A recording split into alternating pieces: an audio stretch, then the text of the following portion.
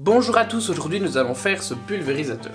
Chez moi j'ai une grande cour à pulvériser, à chaque fois il y a des mauvaises herbes, donc on doit passer du vinaigre dessus. Et on fait ça avec un pulvérisateur à main, donc on doit pomper, tenir le grand réservoir dans notre dos. Ça va 5 minutes mais ça devient vite chiant. Donc j'ai décidé de faire ça sur mon tracteur tondeuse avec une pompe qui est sur les batteries, donc on n'a rien à faire, on a juste à conduire le tracteur et tout se fait plus rapidement. Donc je vais vous montrer comment j'ai fait dans cette vidéo. Voilà le tracteur pour lequel je vais faire ce pulvérisateur. Donc nous on va s'intéresser à l'attache.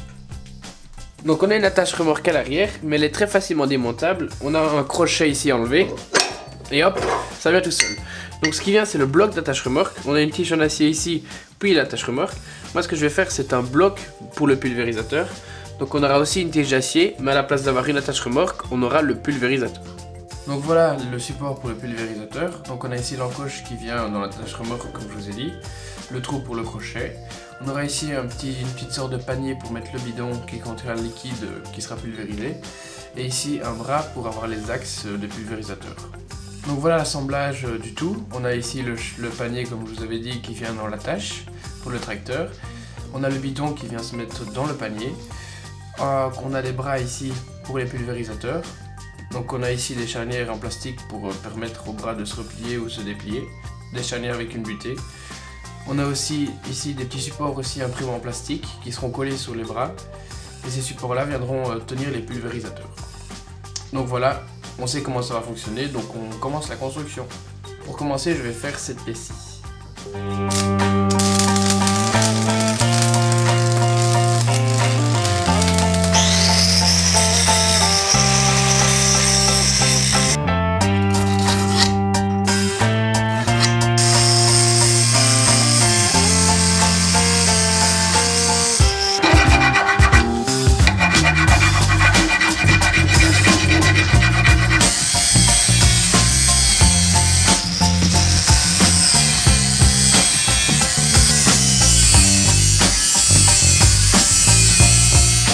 Après avoir entaillé comme vous avez vu, je peux essayer d'insérer et voilà, ça rentre à la perfection.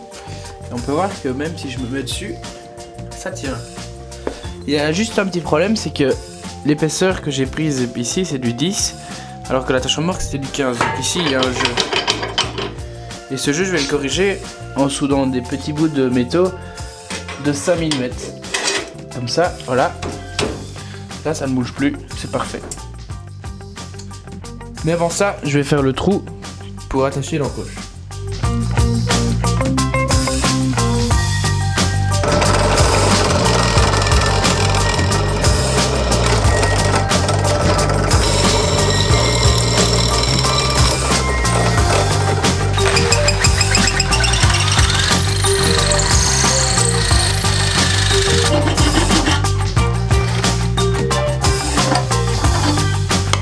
Dans beaucoup de mes projets, je dois découper des métaux et je fais ça souvent à la scie, c'est chiant, c'est long et en plus c'est pas droit.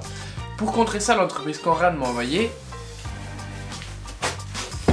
une scie anglais pour métaux. Elle me sera très utile dans tous mes projets et on l'utilise dès aujourd'hui.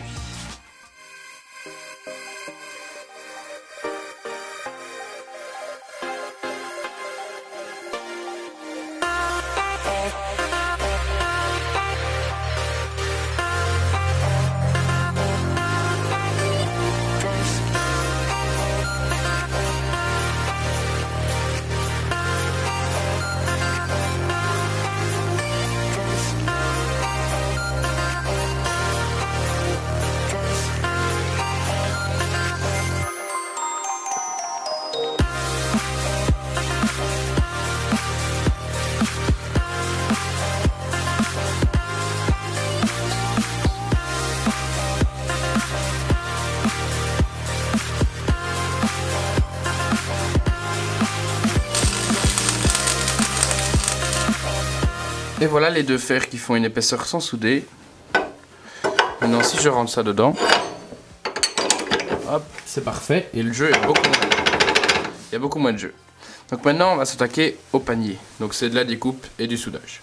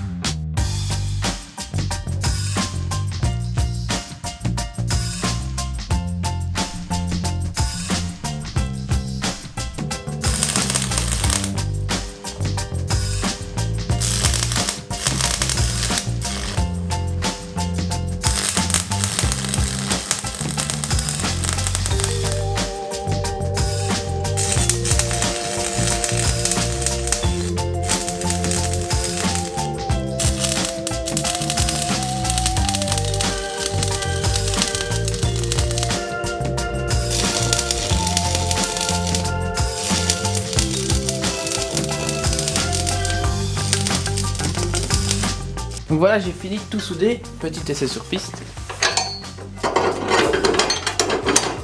Ça rentre toujours. Et maintenant on essaie avec le bidon. Hop. Voilà.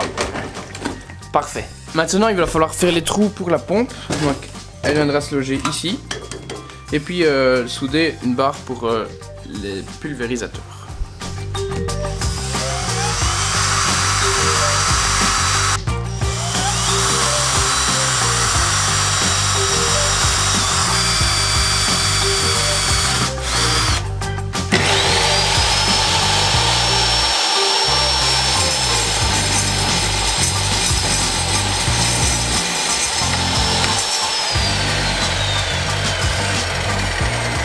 Après avoir découpé les deux barres comme ça pour les épandeurs, je comptais faire des trous dans les barres rondes pour faire passer une vis qui va à travers les pièces en plastique. Mais malheureusement c'est quasi impossible de percer droit dans un rond. À chaque fois ça se décale par rapport au centre du rond. Donc je vais abandonner l'idée et je vais utiliser de la colle chaude pour coller tout ça. Donc voilà, maintenant je vais m'attaquer à la soudure ici, souder ça pour que ce soit fixe.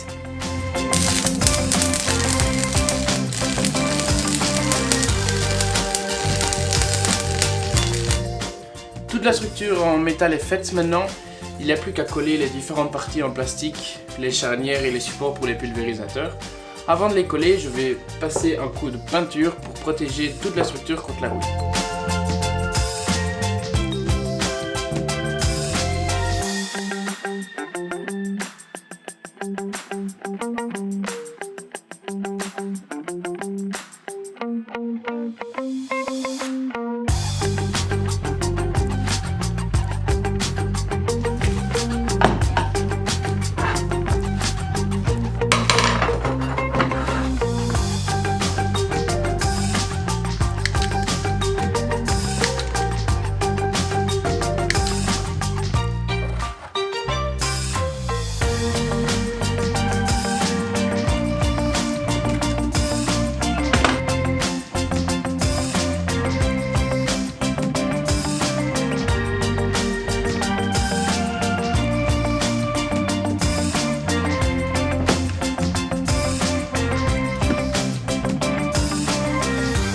Voilà, toutes les pièces en plastique sont collées. J'ai pas encore vissé, c'est un peu bancal.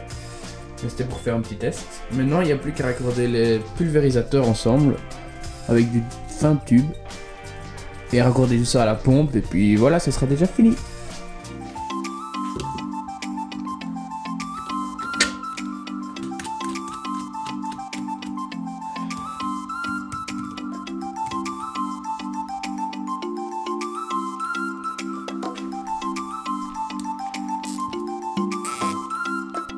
Voilà, après un petit moment de galère, on arrive à ce résultat.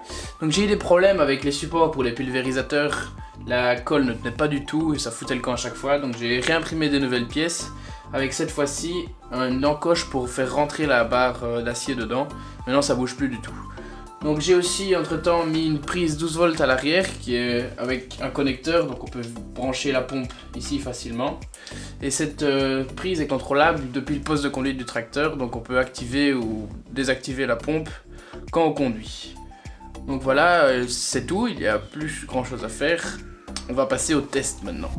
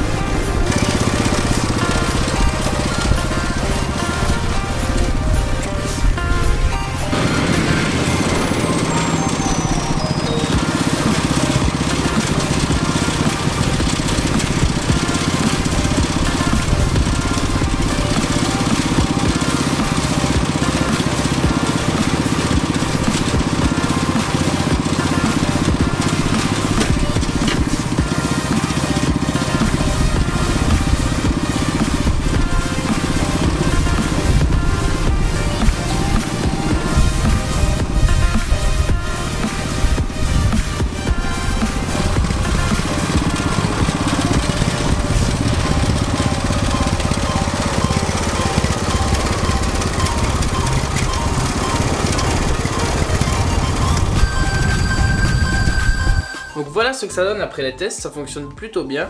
On voit qu'il y avait des gros nuages qui partaient à cause du vent et ça on peut rien y faire, il y avait trop de vent lorsque j'ai fait les tests.